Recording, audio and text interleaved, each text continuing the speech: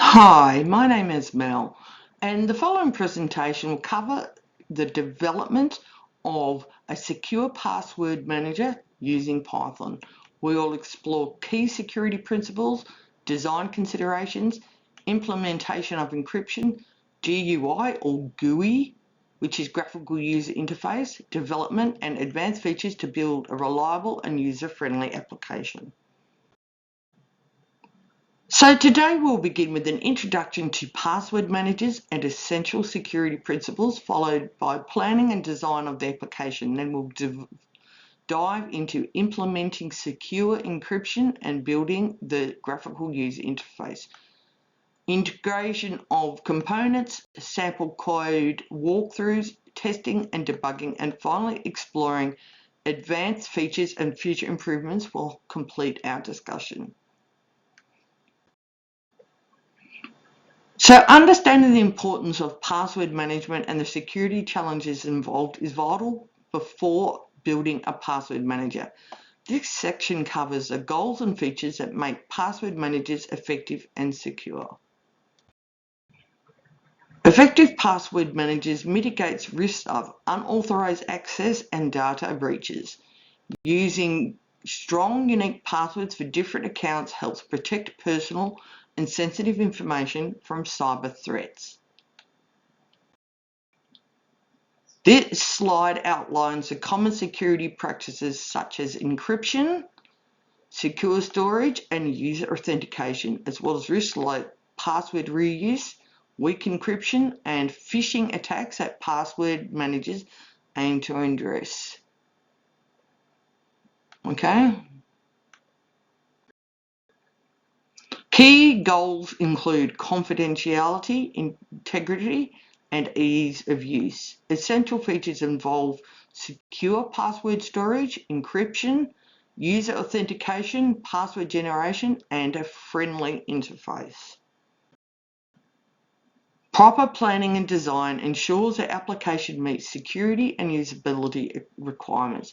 The following section focuses on defining functionalities, selecting Python libraries for a GUI, and encryption and securing the work and structuring the workflow. This slide details the core features such as password storage, retrieval encryption, user interface needs, and potential extensions like password generation and multi-user support, which you would want if you're going to write a password manager in Python. Okay. We compare popular Python libraries such as Tinker. Well, Tinker is sort of like a graphical user interface module, and PUQT for GUI, which is also another module you could use, and in relation to cryptographic libraries like PyCryptDome, and there's others as well you can use. There's a whole list of Python libraries you can get from a lot of Python sites on the internet.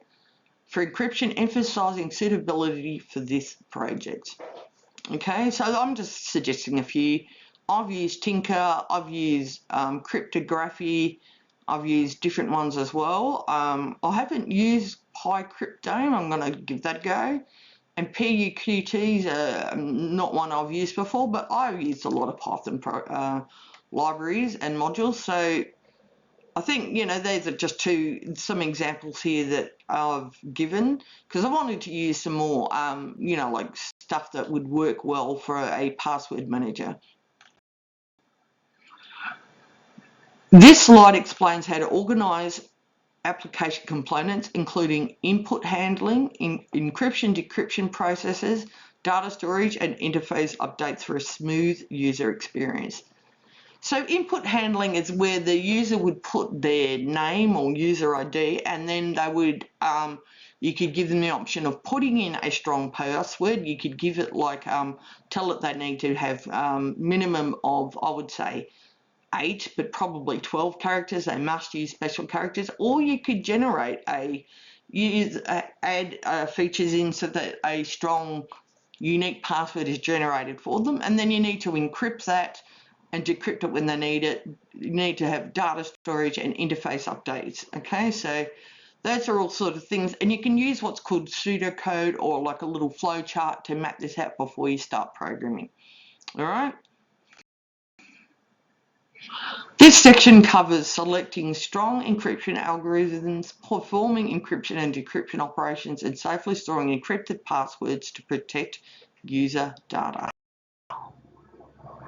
We focus on symmetric encryption algorithms like AES due to their efficiency and security, explaining key length and modes of operations for strong encryption. So AES, I think 256 would be a good idea. And encryption just means mixing up the password or the data so that it's unreadable. All right. But AES, and there's things you can do to cryptography, and the PyQ one that it suggested, I think will be a good idea to use. This slide describes how to implement encryption and decryption functions, handle keys securely, and ensure data confidentiality during these processes. So you'd have to look up what functions that would securely encrypt and decrypt your passwords, key management, obviously, and data confidentiality, okay? Discuss secure storage options such as encrypted files or databases. Yes, definitely do that. Safeguards against unauthorized access, and best practices for managing encryption keys. You can use a Caesar cipher, which I wouldn't recommend because it's very easy to break. You could use hashing and salting, MD5, other sorts, but you know, like, it's up to you, but you've got to use one that's not going to be hacked in 2 seconds flat, all right? Building an intuitive and accessible graphical user interface is crucial. Here we explore Python GUI frameworks, design input forms, password display areas, and navigation elements.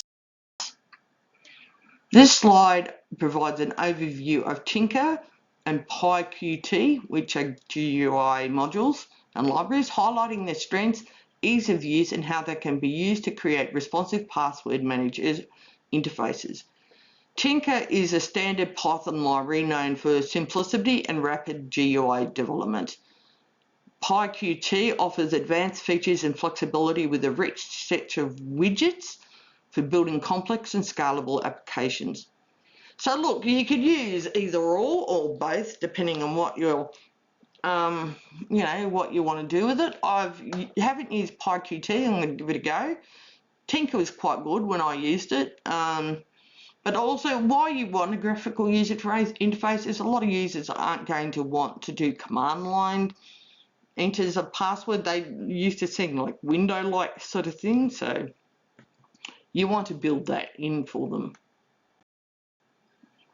We focus on creating forms for entering new passwords and displaying stored passwords securely, with attention to usability and security considerations like masked inputs. So what that means is when they're entering a password, if they're going to enter one, or passwords generated, you would want to, when they're first entering it, you can have that, instead of what they see as characters, you can see it as stars or as blank, and then you could have a little option where they can view the password to make sure they've got it right, because that's good too, because a lot of people are not going to get this right, let's be honest. So there's a lot of different ways you can do with that, okay? So that you want to allow input forms that will allow different user IDs and enter new passwords if that's what you're going to do. But also you can have the option to generate a secure password if that's what you want to do. You can use masked inputs to display secure passwords safely while maintaining usability. So yeah, you can, like I said, mask, you can keep it blank with a little eye thing on it so they can click on that to see what they're doing. Or you could replace it with stars or hashes or something, or whatever you want to do, if that's something you're going to do. This slide covers additional function buttons for operations such as add, delete, and search, plus navigation controls to enhance user experience within the password management. And yes, you would want to have this because you would want, like, it'd be multi-user, or they might want to change their password every so often. So you would want buttons so they can create new entries, which improves, the functionality. Delete buttons that can remove unwanted options, items, keeping data clean and organized. Search to look up within the, to look for content, and navigation controls. Moving across the application, you'd want all of these for sure. I mean, I think I've done all this in Python, and it's actually not all that hard. But you can look up, as I said, there's a lot of python.org, I think, have a lot of stuff that helps you to do this. They've got a lot of libraries as well. This section demonstrates how to link the GUI front end with the back end encryption and storage logic to maintain seamless functional password management application. Show how user interactions like buttons, click, trigger encryption and storage functions, enabling real-time processing of data. So like you can have, when they click a button, it can trigger like a function in the back end logic to back-end processes to handle data securely and efficiency. Yeah, you do all that. I mean, that's for sure. Discusses the importance of input validation to prevent errors or security flaws, and how to properly handle exceptions to maintain application stability. Yep. So you want to validate users. So if the user doesn't exist, they should not allow them to just enter any password to gain access to the system. Okay. And also error handling. If there's any errors, like if someone enters a wrong password 5 times, then like some other error, you want something to be done about it. Explains how to securely show decrypted passwords only when necessary and maintain encryption elsewhere to protect sensitive information. Yeah, so you should only display decrypted password when absolutely necessary, and passwords must remain encrypted all other times during storage and transmitted to protect sensitive data. And the GUI should incorporate design elements that promote security and user awareness when handling passwords. Absolutely. All right. And you'd also want password managers to communicate with network security software so that, it becomes, like a password manager is just for people like me who can't remember the passwords. But you also you'd want, if a user enters a password 5 times, that the network, monitoring systems be informed and some alert is raised so that at least someone can go and see what's going on. It could be that just someone doesn't know how to do it, or it could be inappropriate as well. This section covers practical examples to guide development, including implementation steps, key code snippets, and full application examples. A guided walkthrough that covers setting up the project, implementing encryption, and creating the GUI and integrating components. So you want to set up the project environment and necessary tools for development. You could use Visual Studio Code or Visual Studio. You could use Notepad++. You can download Python onto your computer, and you can there's 100 different IDEs, which are integrated development environments you can use. I'm just trying to think of some of the more easy ones. There's Express, and there's, different ones. So you want to work out and set out and, draw a flow chart of what needs to happen. So integrate encryption as well. Create the GUI, design and develop the graphical user interface, and component integrate. So make sure you integrate all the components, right? So this is where having a flow chart and then maybe writing some pseudocode and set up, write down the steps you want in your project and what you want to include is probably a good idea. So sample code snippets for encryption and GUI. I don't know if I'm going to give that here, but you can look up some samples for encryption, like AES encryption methods and others. and GUI in element creation. So you can look this up. Provide a complete, so this doesn't provide it, but I'm just going to say, look, you can get examples of this on the internet. So I'm just going to brush by this quickly because I set up these slides and I didn't get around to putting in the examples. So sorry about that, my apologies. But this is just sort of giving you, there's definitely like python.org. You can use AI like ChatGPT and Copilot and all that stuff.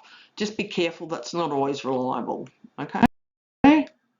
Ensure the password manager is robust and secure, requires thorough testing. Yes, so you should test it and fix bugs and continuously improve security features. So you're going to have to always be upgrading this. So you should do what's called penetration testing. So simulate the attacks to identify security weaknesses in the password managers, okay, before deploying. So you did this in a sandbox. Functional testing, input validation checks, and encryption verification. So you'd want to do all that, and once you've sort of got it more or less good to go, then you can deploy, but like you should do this first. So do this on a standalone system and try and see if you can break it, basically, because that's what you should do. So when you're developing any kind of software, you must have security built into any software you program or you build, okay? That's part of the software development lifecycle, which we'll cover in another video. So look, common issues and common bugs are going to happen. So if something breaks, you can put in print statements to find out where the code is breaking down, to find out what's been input and what's been output. You can use different things like return to figure out what's going on. And, you know, like there's also like, GitHub and other sites that might be able to get help debugging software, and ask someone else to help debug it can be good too. If someone's, you know, hopefully might have a bit more knowledge in the area, that's something you can do too, you know.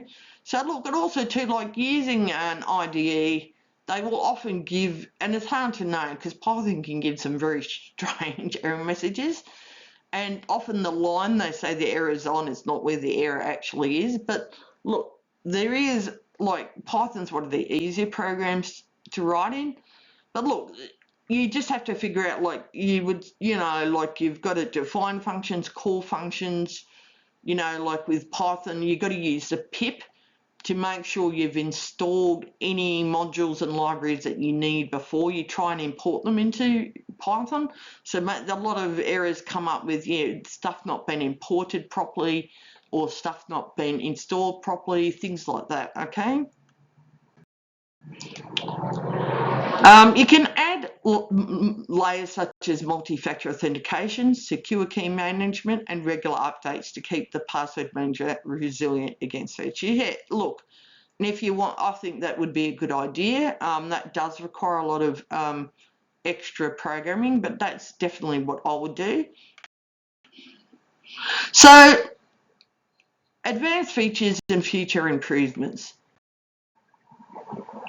Discuss implementing secure customized password generators to help user. Yeah, so look, you can implement password generators, which I would do as well, and give users the option to use a strong generated password or their own, but if they're going to use their own, it has to be minimum 12, use the special characters, you know, that means exclamation, star, arrow, dollar, whatever, you know. So I think I would definitely do that as well, because that's more usable, and it's also provides, you know, more functionality. You can also, you know, you want the application to handle multiple users securely, including user authentication, profile management, and data segregation. Yeah, you'd want to include all that. So you'd want it to be communicating, as I said, with whatever network security and databases security you've got on your site. And so that is something that you'd want to be doing. You could consider future enhancements like cloud synchronization, mobile app integration, and improved user interfaces to broaden usability. Yeah, look, that's all stuff you could look at doing. So by building a secure user-friendly password manager with Python can help ensure, strong encryption of passwords. So look, you've got to be careful with design and implementation and testing, because it can improve user and password security and management, right? And look, if you use your programming, I would just keep this really, really simple. Maybe not have a graphical user interface and use some like really easy to use encryption techniques, and get going with the very easy ones first before you do anything else. Thank you.